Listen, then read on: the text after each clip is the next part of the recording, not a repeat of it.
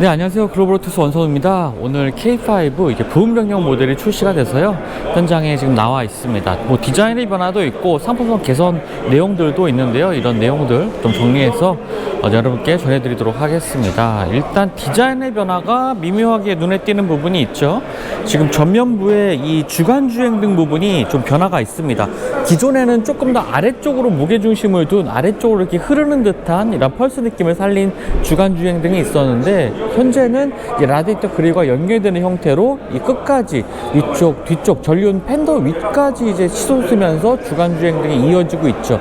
그리고 좀 더 날카로운 형태로 다듬어진 이 펄스 디자인, 이러한 디자인들의 주간주행 등이 적용이 되어 있습니다. 이번에 전면부의 이 디자인 변화는 일관성이라는 말로 조금 정리를 할 수가 있을 것 같은데요. 뭐 기존에 K5가 워낙 좀 좋은 디자인으로 인기를 얻었긴 했지만, 이 위쪽에 있는 디자인과 아래쪽에 있는 디자인의 일관성이 약간 좀 벗어나 있다라는 생각이 들기도 했었습니다.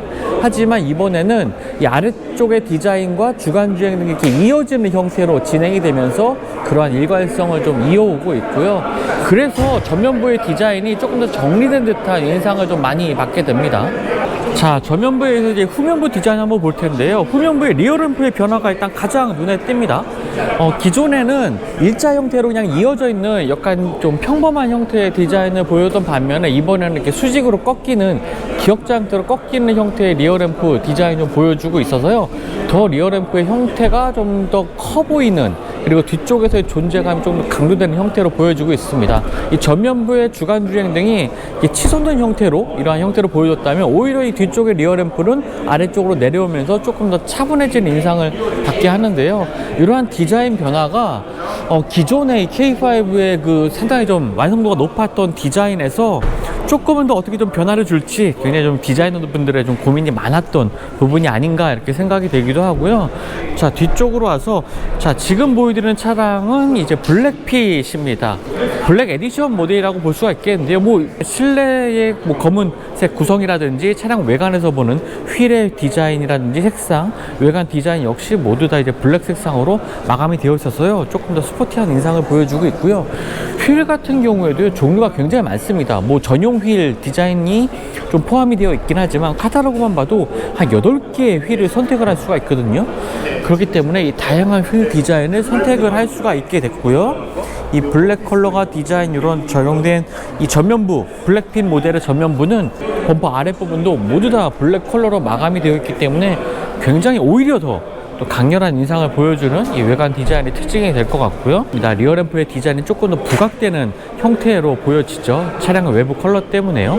자, 아래쪽 범퍼에도 이렇게 디퓨저 형상들이 보여지는 것도 확인할 수가 있고요. 차량의 실내 공간이 뭐 커지지는 않았습니다. 차량 크리에이티비도 그대로고요.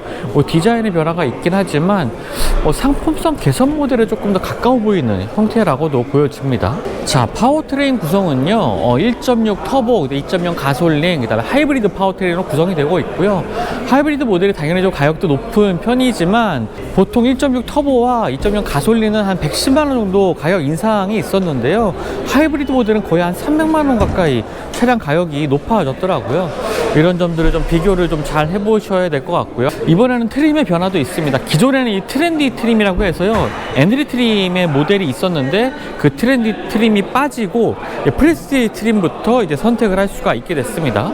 프레스티지 트림에서도 대부분의 이제 모든 옵션들을 선택을 가능하고요. 그리고 아마 많은 분들이 노블레스 트림부터 아마 선택을 하실 것 같습니다. 대부분의 옵션들이 노블레스 트림부터 좀 기본 적용되고 있기 때문에 노블레스 트림부터 선택을 하게 될 것 같고요. 지금 사전 계약이 좀 5일 정도 진행이 됐는데, 실제 사전 계약에서는요, 하이브리드 트림의 선택이 가장 많았다고 합니다.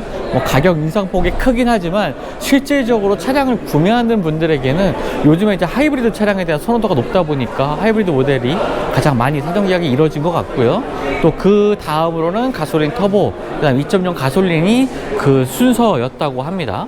자, 실내 공간의 변화가 정말 크게 느껴집니다. 일단은 이 안쪽에 있는 커브드 디스플레이가 적용이 되고 있고요. 이 커브드 디스플레이는 노블레스 트림부터 이제 기본 적용이 됩니다. 프레스티지 트림에서는 옵션으로 선택을 해야 되고요. 그리고 실내 공간은 지금은 요 시트 색상이라든지 뭐 트림 색상들이 이제 샌드 색상으로 선택이 되어 있고요. 브라운 컬러와 이제 블랙 컬러 세 가지의 실내 컬러 조합을 선택을 할 수가 있습니다. 역시나 뭐 마감 상태는 굉장히 좋고 각각의 소재들의 고급감도 굉장히 뛰어난 편이고요. 오디오는 크레 오디오가 여전히 적용이 되고 있습니다.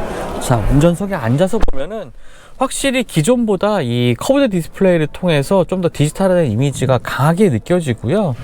그리고 실내 공간도 조금 더 깔끔한 형태로 이제 정리가 됐습니다. 기존에는 이 송풍구 끝단 쪽에 이제 크롬, 은색, 실버 색상의 소재들이 좀 적용이 된 부분이 있었죠.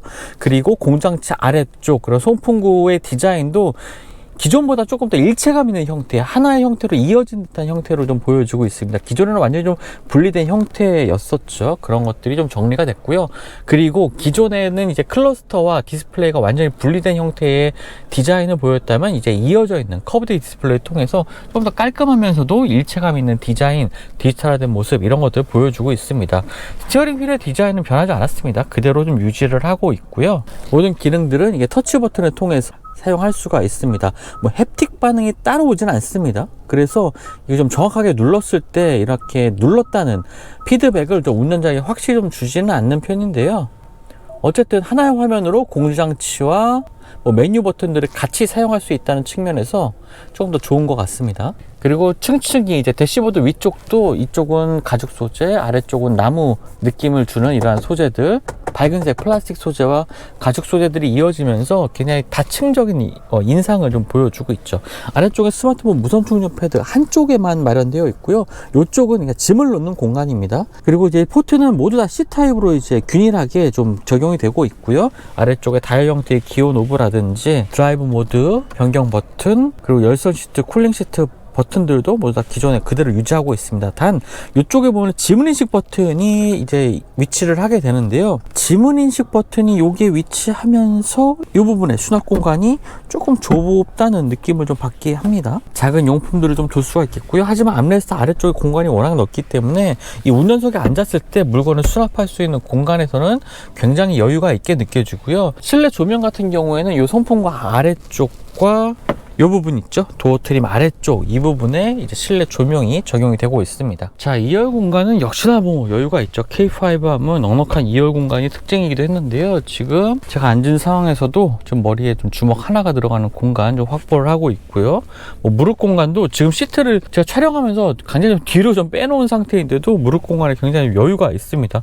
주먹 하나만 이상 들어가는 시트를 뒤로 밀은 상태에서 이 정도 공간을 확보를 하고 있기 때문에 뭐 공간에 대한 걱정은 뭐 기존 모델과 마찬가지로 하지 않으셔도 될 것 같습니다. 파노라믹 선루프도 마련이 되어 있고요. 살짝 이쪽이 위쪽이 이제 파여 있는 형태입니다. 그래서 머리 공간을 충분히 더 확보할 수가 있었고요. 시트는 이쪽에 컵홀더 마련되어 있고요. 6대4로 폴딩되는 형태입니다. 운전석 뒤쪽에 이제 시트를 접게 되면은 이제 스키스루처럼 활용할 수 있는 공간도 마련되어 있고요. 전반적인 디자인 변화, 특히나 이제 실내 디자인 같은 경우에 기존에는 K5가 이제 시대를 오래 출시된 지 좀 시간이 지난 만큼 좀 노후한 느낌을 실내 공간에서 받기도 했었는데 그러한 부분들을 이제 싹 개선한 디지털화된 모습 이런 것들이 좀 강조되고 있습니다. 네, 지금까지 기아 K5 부문명령 모델 만나봤습니다. 뭐 디자인의 변화도 소소하게 눈에 띄고요. 특히나 이제 실내 변화 같은 경우에 좀 편의성의 개선 이런 것들이 좀 가장 눈에 띄는 부분입니다. 소프트웨어 업데이트, 무선 업데이트를 통해서 다양한 기능들을 이제 추가적으로 좀 경험할 수가 있게 됐는데요. 뭐 그것뿐만 아니라 일단 완성도 높은 이 K5의 디자인에 좀 포인트들이 좀 더해지면서 디자인적인 완성도도 한 단계 좀 높아지지 않았나 라는 생각이 듭니다. 세단 인기가 한풀 꺾이는 상황이긴 하지만 그래도 이렇게 변화를 보여주면서 상품성을 높이는 모습은 굉장히 좀 좋아 보이네요. 스타일리시한 세단 원하시는 분들에게는 K5도 좋은 선택지가 될 것 같습니다. 지금까지 글로벌 오토스 원선홍이었고요. 저를 또 다음 영상 통해서 만나 뵙도록 하겠습니다. 감사합니다.